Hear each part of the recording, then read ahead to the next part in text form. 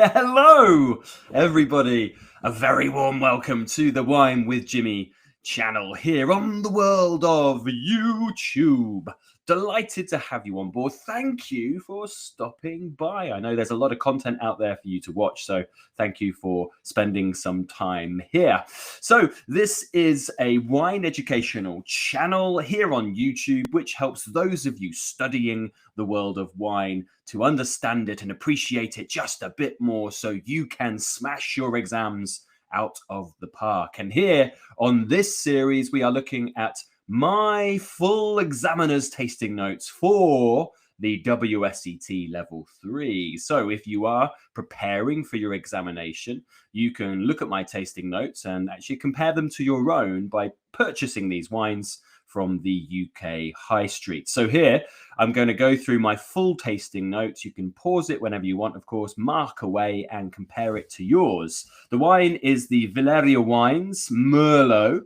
It's from Stellenbosch down just off False Bay in South Africa, and it's the 2020 vintage at 14% alcohol. This is from the UK, so this is Majestic. I've just noticed at the bottom right, it says tasted January 2021. It should say 2022. It's tasted January 2022. So please make sure you make a note of that. Let's go through the tasting note. And by the way, if you do have any comments about the wine you're tasting, if you have any questions, any concerns, pop them in the comments section below this video. Make sure you click like and subscribe whilst you are there if you are new to the channel. And let's rock and roll. You can also use social media as well at the bottom of every slide. So first up, 2 marks are available for the appearance. Nothing for clarity or other observations. So just don't bother with them. So intensity and color, it's not deep, this one. There's transparency, so medium, but it's a youthful color. And for Merlot, that normally sits at ruby like this one. So medium and ruby for your 2 marks. The nose is split into 7 marks. Well, it has 7 marks, but I split it rather into 2 areas. So this slide is 2 marks and the next slide is 5 marks, making, of course, the 7 on the nose. Don't worry about condition. You're not going to be served a faulty wine in your exam. The intensity here is pronounced. It's complex, it's concentrated, and it comes out of the glass and grabs your attention.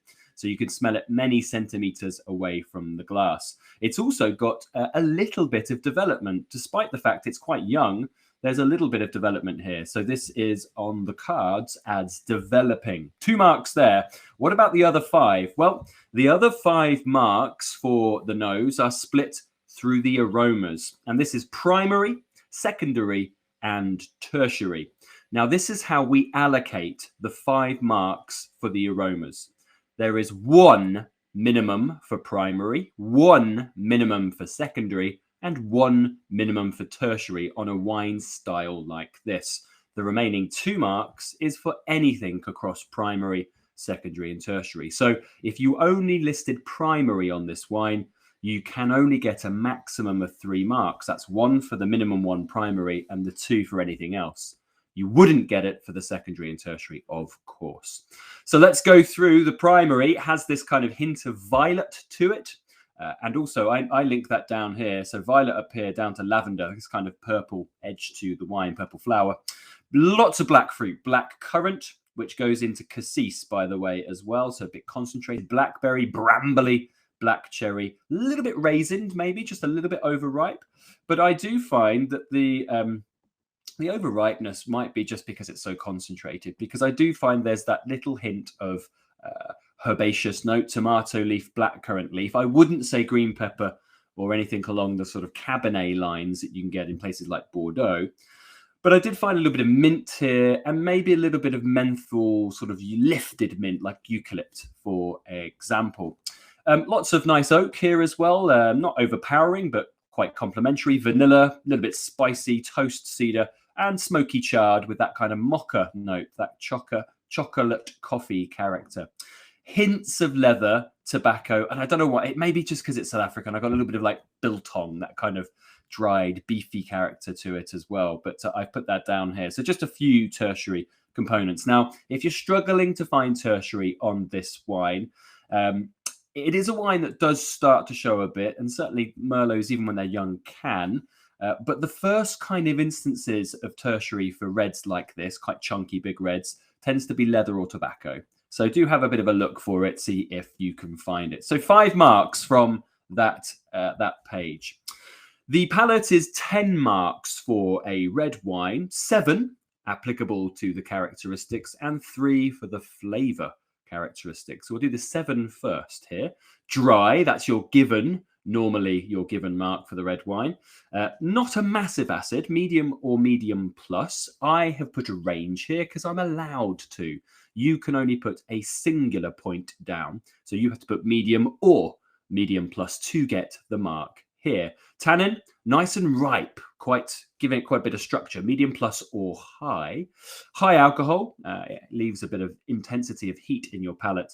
Medium plus body. Now I put that just because I think there's a little lightness there. There is an argument for full on this, and it might be that I might need to revisit it. But for now, I put medium plus. Flavor intensity, medium plus as well. And the finish, it does kind of lack a finish at the minute. I think with a bit more time, it may gain a bit better of finish, but I put medium down on this wine. So it's a very impact upfront wine. What about the 3 marks that make up the 10? So 1 for a primary, 1 for a secondary, 1 for a tertiary. It's exactly the same slide that you had up last time for the nose. So please, I'm not going to go through it. Please pause it and mark it in your own time. So 1 mark for primary on this left, 1 mark for secondary, 1 mark for tertiary. This is a very good wine. I'm not often the greatest fan of New World Merlot, but I like this. I think this has got decent character. It's not necessarily my style, but technically speaking, according to WSET, this is a very good wine. I might personally say good, just because it's not my kind of thing. But remember, on a technical tasting note, SAT, you've got to take your bias out of the picture. So very good. And of course, it has potential to age with tannin, with structure, with alcohol. So can drink now, but has potential for aging. The total is out of 21, as always, on the examination for the red wine. 17 distinction, 14 merit, 12 pass.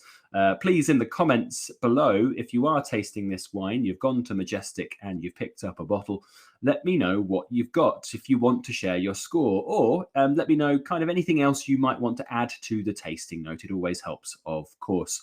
Right, that's it for the tasting note. I hope you've really enjoyed this and you're enjoying the tasting note series. If you do have any questions, please pop them in the comment section below. And if you do find yourself in London, then come and see me at one of my establishments for maybe a glass, or a bottle. I've been Jimmy Smith. Ciao for now. Thank you.